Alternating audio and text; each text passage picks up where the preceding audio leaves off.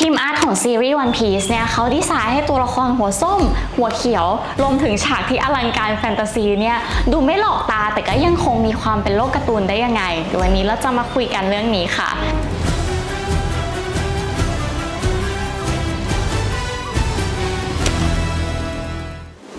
ซีรีส์ One Piece นะคะก็คือเป็นไลฟ์แอคชั่นจากการ์ตูนชื่อดังที่หลายๆคนน่าจะรู้จักแล้วก็เคยอ่านกันอยู่แล้วและทุกคนที่เคยอ่าน One Piece เนี่ยก็น่าจะ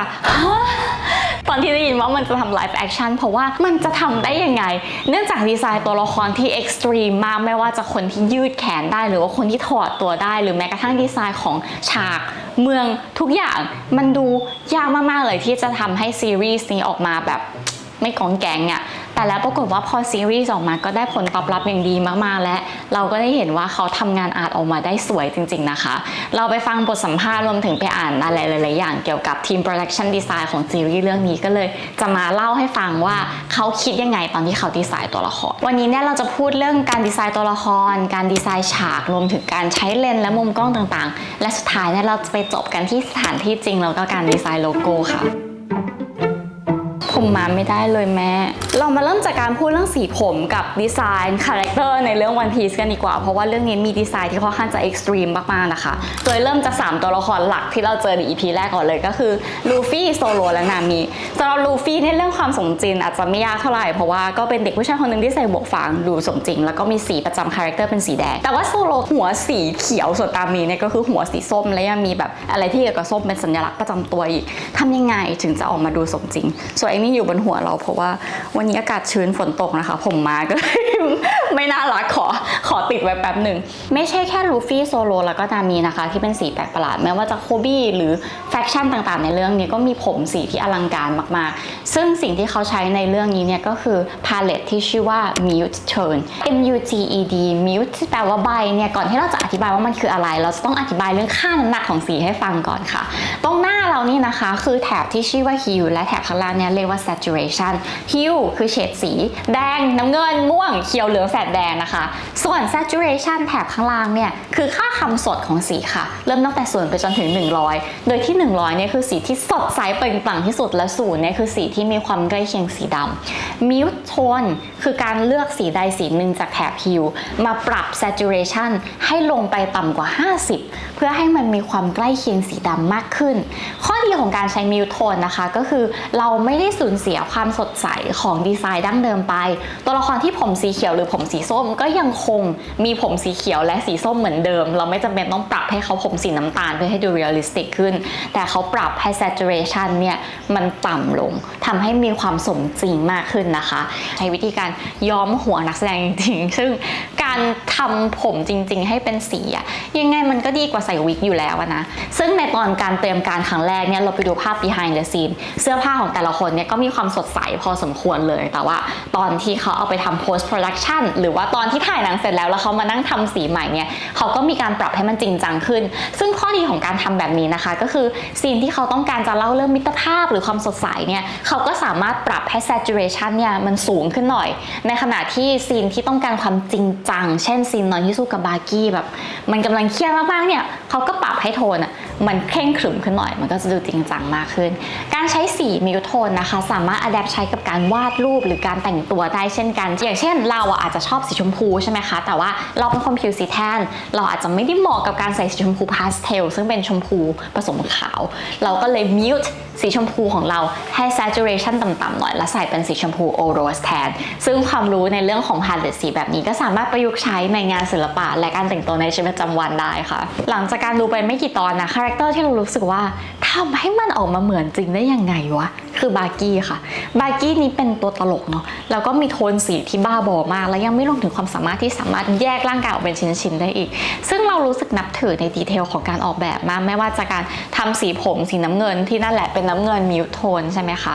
แล้วก็ตัวบาร์กี้เนี่ยตรงจมูกของเขาอะค่ะจมูกตัวตลกอะคือจริงๆสามารถแค่เอาลูกบอลกลมๆมาใส่ก็ได้นะแต่ว่าทีมอาร์ตอะเขาทำมันขึ้นมาน่าจะจากยางพาราแล้วก็เจาะ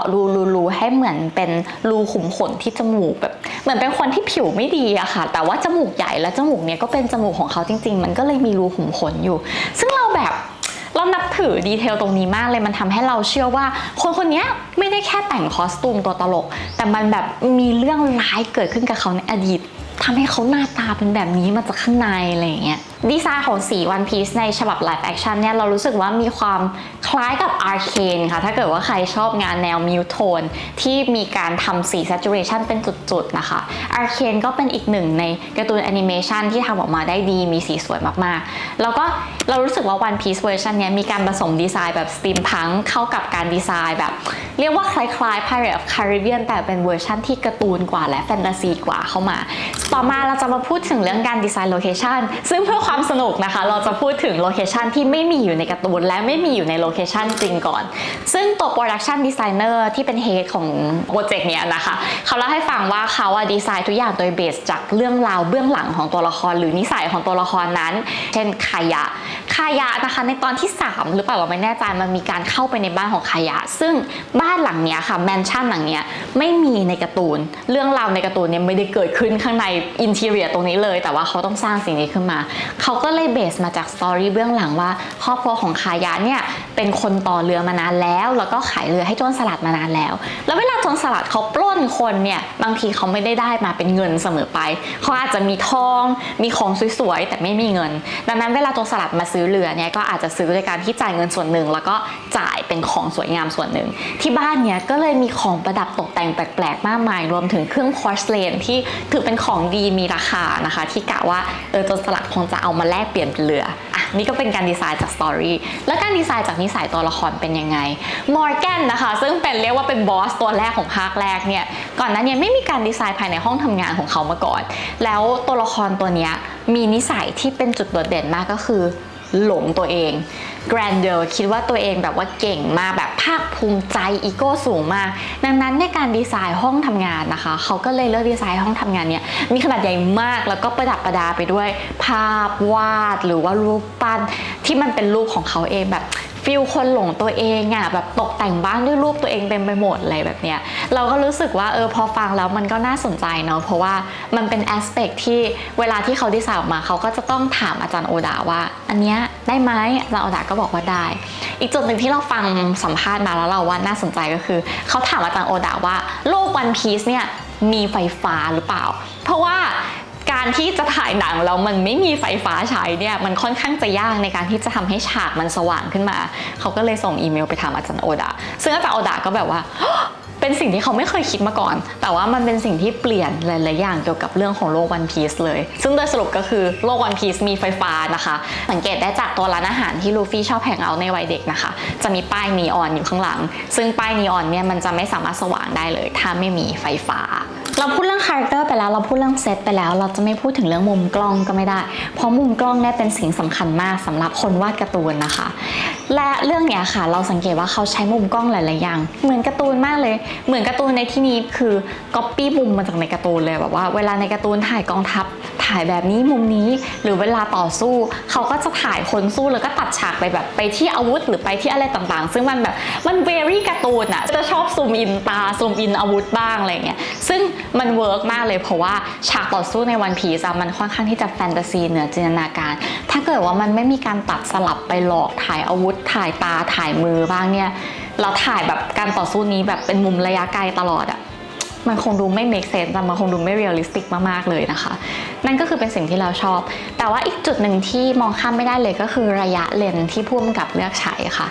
เราฟังสัมภาษณ์เขาบอกว่าผู้กำกับเนี่ยเลือกจงใจเลือกใช้เลนส์ที่มีความกว้างมากกว่าปกติเพื่อให้ได้มุมแบบการ์ตูนเพราะเวลาที่เราอ่านการ์ตูนเนี่ยมันจะชอบมีช่องที่เป็นช่องแนวกว้างแบบนี้แล้วก็ช่องที่เป็นช่องแนวยาวอย่างนี้ใช่ไหมคะบางทีเนี่ยเวลาวาดช่องแนวกว้างแบบนี้นักเขียนก็จะวาดเป็นมุมวายไปเองโดยอัตโนมัติเพราะว่าที่มันเยอะแต่ว่าในมุมหนังปกติเขาจะไม่ค่อยถ่ายคนด้วยเลนส์วายค่ะเขาจะถ่ายคนด้วยเลนส์แบบเลนส์คนอะไรเงี้ยแต่ว่าเรื่องนี้มีการถ่ายคนด้วยเลนส์วายบ่อยมากๆแล้วเลนส์บางทีเนี่ยวายจนถึงขั้นแบบเกือบจะ fish eye เลยอย่างเช่นฉากในห้องทำงานเนี่ยเราจำได้ว่ามันมีฉากหนึ่งที่เลนส์มันวายแบบจน ขอบเลยนะมันบิดแบบอีกนิดจะเป็น fish eye แล้วอะไรเงี้ยแล้วเขาก็จะมีการแบบเอียงกล้อง45องศาเอียงกล้อง30องศาบ้างมันเหมือนมุมในการ์ตูนมากแล้วยังไม่รวมถึงการจัดแสงนะคะที่บางทีเราไม่รู้ว่าเขาจงใจไหมแต่เราว่าเรื่องนี้จัดแสงให้ดูออกว่าจัดแสงแบบเห็นแสงมาเป็นลำเลยแต่ว่าพอเราเห็นฉากที่มันดูแฟนตาซีบวกกับแสงที่มันจัดเห็นแบบเนี้ยมันทำให้จิตใจเราอะยังรู้สึกว่านี่เป็นการ์ตูนอยู่คือมันเหมือนจริงมากนะแต่ว่าเราก็รู้ว่าเรากำลังดูการ์ตูนอยู่ซึ่งเรารู้สึกว่าสีแสงของเรื่องนี้โดยเฉพาะท้องฟ้าค่ะมันจะมีความอุ่นมีความสดใสแคนดี้แล้วก็พอเราดูไปดูมาเรานึกถึงท้องฟ้าในเรื่องอัพของพิกซ่ามากๆหรือแม้แต่น้ำทะเลเราก็นึกถึงน้ำทะเลในเรื่องโมอาน่ามากด้วยสีด้วยการสเปลชของคลื่นรวมถึงแบบท้องฟ้าข้างบนมันเป็นฟ้าตอนกลางวันแท้ๆแต่ว่าทำไมเมฆมันเป็นสีชมพูได้ปกติเมฆชมพูมันต้องเป็นตอนพระอาทิตย์จะตกดินแต่นี่ฟ้าขาวเลยแล้วก็เมฆชมพูแล้วน้ำก็ฟ้าเขียวอะไรเงี้ยความไม่สมจริงในทุกๆจุดที่ทำอย่างสม่ำเสมอไม่ว่าจะเป็นคาแรคเตอร์หัวสีฉากที่อลังการรวมถึงน้ำทะเลและท้องฟ้าและการจัดแสงที่มันแบบไม่สมจริงเนี่ยพอมารวมอยู่ด้วยกันอะแล้วมันไม่สมจริงในเลเวลเดียวกันอะมันก็เลยสร้างจักรวาลสร้างโลกแฟนตาซีขึ้นมาที่เรารู้ทั้งรู้เลยว่าเรากำลังดูการ์ตูนอยู่แต่เราสนุกแล้วก็เอนจอยกับความไม่สมจริงและความการ์ตูนนั้นซึ่งเราว่าทั้งหมดเนี่ยที่เขาทำมามันทำให้ฉากที่ลูฟี่ยืดมือออกไปหรือฉากที่บาร์กี้มันแบบแยกตัวออกเป็นส่วนๆอะจิตใจเรารับได้อะเพราะว่าฟีลลิ่งเหมือนเราดูละครเวทีอยู่อะเรารู้ว่าเขาหลอกแล้วเราก็ยอมให้เขาหลอกต่อมาจุดที่เราชอบเกี่ยวกับเรื่องนี้มากนะคะก็คืออาจารย์โอดะเนี่ยเขาเป็นคนที่จริงจังกับการรีเสิร์ชในเรื่องนี้มากทุกๆเมืองทุกๆอย่างเนี่ยมีโลเคชันมาจากสถานที่จริงซึ่งสถานที่จริงเหล่านี้ก็มีการถูกใช้เป็นโลเคชันในการถ่ายทำหรือมีการสร้างฉากขึ้นมาเพื่อให้เหมือนเมืองเหล่านี้นะคะซึ่งเดี๋ยวเราก็จะลิสต์เมืองให้ฟังเมืองลกทาวน์ซึ่งเป็นเมืองแรกที่โผล่มาเลยนะคะเป็นเมืองที่ได้แรงบันดาลใจมาจากฟลอเรนซ์ในอิตาลีซึ่งเราสามารถเห็นเอกลักษณ์ได้จากตัวหลังคาทรงโดมแบบนี้ซึ่งเป็นแลนด์มาร์คสำคัญในเมืองฟลอเรนซ์ค่ะต่อมาเมืองเชลทาวน์ที่เป็นฐานทัพของกองทัพเรือนะคะเมืองนี้ได้แรงบันดาลใจมาจากโพซิตาโนในอิตาลีเช่นกันเราจะเห็นว่าส่วนใหญ่สถานที่เนี่ยจะเกิดขึ้นในยุโรปเนาะซึ่งมันก็น่ารักดีอะแต่ว่าเมืองนี้ตอนที่เขาถ่ายทำอะเขามีการสร้างฉากขึ้นมาค่อนข้างเยอะเหมือนกันซึ่งในตอนที่ถ่ายเนี่ยกองถ่ายก็ยกกองไปถ่ายที่โพซิตาโนของจริงนะคะอยากเป็นนักแสดงเรื่องนี้เนาะมันคงได้เที่ยวเยอะ ต่อมาไซรัปวิลเลจบ้านเกิดของอุซบหมู่บ้านนี้เนี่ยได้แรงบันดาลใจมาจาก Cardiff เราไม่รู้เราออกเสียงถูกหรือเปล่านะคะแต่ว่าเป็นหมู่บ้านในอังกฤษซึ่งก็มีเอกลักษณ์แบบเมืองริมทะเลเมืองชายฝั่งของอังกฤษเลยก็คือจะมีแบบภูเขาเขียวๆหญ้าเขียวๆตัดกับหาดทรายแล้วก็มีทะเลคือเป็นทะเลที่แบบไม่ได้ทะเลเขตร้อนนะคะแต่เป็นทะเลที่แบบหนาวแล้วถ้าเกิดลงน้ำจริงๆก็คงหนาวมากแต่ว่าเมืองพวกนี้มักจะเป็นเมืองท่าเล็กๆที่แบบมีอู่ต่อเรือน่ารักจุดเด่นอีกอย่างหนึ่งของบ้านเรือนในอังกฤษเนี่ยก็คือเขามักจะทำบ้านเป็นบ้านอิฐสีแดงซึ่งหมู่บ้านไซรัปวิลเลจหรือตัวสถานที่จริงของเขาเนี่ยก็เป็นบ้านอิฐสีแดงเหมือนกันมันอาจจะขัดกับความรู้สึกคนเมืองร้อนอย่างเราเนอะที่แบบว่าเอ๊ะทำไมบ้านริมทะเลมาเป็นบ้านอิฐนะทำไมมันไม่เป็นบ้านไม้แต่ว่าทะเลที่นู่นเขาหนาวลมมันแรงมากเลยแกต่อมาเราจะย้ายจากแถบยุโรปนะคะไปที่แถบเอเชียอย่างเราบ้างนะคะโดยเริ่มจากอาร์ลงปาร์คนะคะซึ่งเป็นสถานที่กบดานของเรามนุษย์เงือกอาร์ลงปาร์คนะคะได้แรงบันดาลใจมาจากเมืองอูบุดในเกาะบาหลีประเทศอินโดนีเซียนะคะซึ่งมันเป็นสถาปัตยกรรมแบบเจดีที่เป็นเอกลักษณ์มากๆแล้วเราอยากจะลองไปเที่ยวที่นี่มานานแล้วและถ้าไม่ปีนี้ก็ปีหน้าก็อยากลองไป I know that I have a lot of Indonesian fans watching me so please comment down below which would be a good month to visit Bali because I really wanted to see this thing with my own eyes กระเถิบมาอีกนิดนึงใกล้บ้านเรามากกว่าเดิมอีกก็คือภัตตาคารลอยน้ำบาราตี้นะคะอันนี้เนี่ยได้แรงบันดาลใจมาจากภัตตาคารลอยน้ำในเวียดนามซึ่งทีม Production Design เนี่ยเขาบอกว่าหลายๆคนในทีมชื่นชอบฉากเนี่ยมากที่สุดแล้วก็บอกว่านี่เป็นฉากที่สร้างยากที่สุดด้วยค่ะด้วยความใหญ่ความอลังการของมันแล้วก็ตอนที่เขาสร้างฉากเนี่ยเขาบอกว่าเขาไม่อยากจะใช้ Special Effect เลยเพราะว่าเรื่องนี้มันเป็นการ์ตูนอยู่แล้วมันมีความไม่สมจริงอยู่แล้วเขาก็เลยอยากจะต่อสู้กับความไม่สมจริงโดยการทำทุกอย่างให้มันสมจริงฉากเนี่ยก็สร้างขึ้นมาจริงๆพร็อพต่างๆก็ทำขึ้นมาจริงๆเขาจะแบบไม่เซต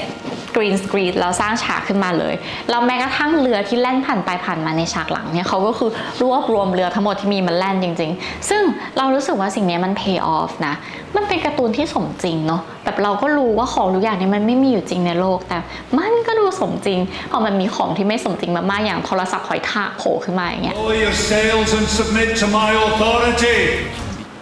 มันดูเวิร์กอะสุดท้ายนะคะหมู่บ้านชิโมตสึกิของโซโรเนี่ยมีแรงบันดาลใจมาจากเมืองนาราในญี่ปุ่นนะคะเมืองนาราเนี่ยคนส่วนใหญ่จะรู้จักกันดีในฐานะเมืองที่มีกวางที่ชอบกินเซมเบ้แล้วก็มีซุ้มประตูญี่ปุ่นเยอะๆซึ่งมันเป็นเมืองที่มีความเป็นญี่ปุ่นมากๆเลยเป็นเมืองที่เอกลักษณ์ญี่ปุ่นมาเต็ม 100% แล้วโซโรเขาก็เป็นตัวแทนของอะไรแบบนั้นนะก็น่ารักค่ะเราไม่แน่ใจว่าเขาไปถ่ายที่สถานที่จริงหรือว่าเขาเซตฉากขึ้นมาแต่ว่านาราก็เป็นเมืองที่น่ารักน่าเที่ยวมากๆถ้ามีโอกาสก็อยากจะให้ไปเที่ยวกันนะคะอากาศดีสุดท้ายแล้วก่อนที่เราจะจากไปกับคลิปนี้เราว่า One Piece เป็นตัวอย่างที่ดีของ Live Action ที่เคารพต้นฉบับแล้วก็ The devil is in the detail เขาลงลึกทุกดีเทลเขาใส่ใจทุกรายละเอียดในการดีไซน์ฉากแต่ละฉากเขาไม่ได้ดีไซน์มาลอยๆเขามีเรื่องราวเบื้องหลังมาอยู่ในพาร์ทเลตสีสันของตัวละครแต่ละตัวมันถูกคัดสรรถูกเลือกมาเป็นอย่างดี เพื่อให้ตัวละครแต่ละตัวดูโดดเด่นออกมาจากฉากยังดูมีเอกลักษณ์เหมือนตัวละครเดิมที่เรารักและรู้จักแต่ก็ไม่ได้ดูไม่สมจริงมากเกินไปและแม้กระทั่งโลโก้ที่ขึ้นมาในตอนเริ่มต้นเรื่องของแต่ละตอนเนี่ยก็ยังแอบใส่ดีเทลเล็กๆน้อยๆของตัวละครที่เป็นธีมของแต่ละ EP นะคะซึ่งเราชอบมากแล้วก็ถ้าเกิดว่าใครยังไม่ได้ดูซึ่งก็ไม่น่าจะไม่ดูแล้วล่ะถ้าเกิดมาดูคลิปเนี้ยก็คงจะดูกันจบแล้วแหละไม่งั้นก็จะโดนสปอยนะคะแต่กลุ่มก็ออกมานานแล้วนะเราว่ามันยากมากเลยกับอะไรแบบนี้ที่จะพูดแบบไม่สปอยแต่การ์ตูนมันออกมา20 ปีแล้วนะแต่ก็นั่นแหละค่ะทุกคนถ้าเกิดว่าใครยังไม่ได้ดู One Piece ฉบับ Live Action ก็ดูได้แล้ววันนี้ที่ Netflix นะคะดูแล้วก็ลองไปสังเกตดีเทลเล็กๆน้อยๆที่เราบอกอ้อลืมอีกอย่างหนึ่งเราจะบอกว่าดีเทลเล็กๆน้อยๆอีกอย่างหนึ่งที่เราชอบมากๆก็คือพร็อพเสื้อผ้าหลายๆคนในเรื่องนี้เราคิดว่าเขาใช้การเย็บมือแบบหยาบๆขึ้นมาเหมือนโจรสลัดแบบอยู่ในทะเลเราไม่ค่อยมีเวลาก็เลยต้องเย็บเสื้อผ้าเองมันน่ารักดีสำหรับคลิปนี้เราก็ไปก่อนแล้วไว้เจอกันใหม่คลิปหน้าถ้าอยากให้เล่าเรื่องอะไรก็บอกได้ค่ะ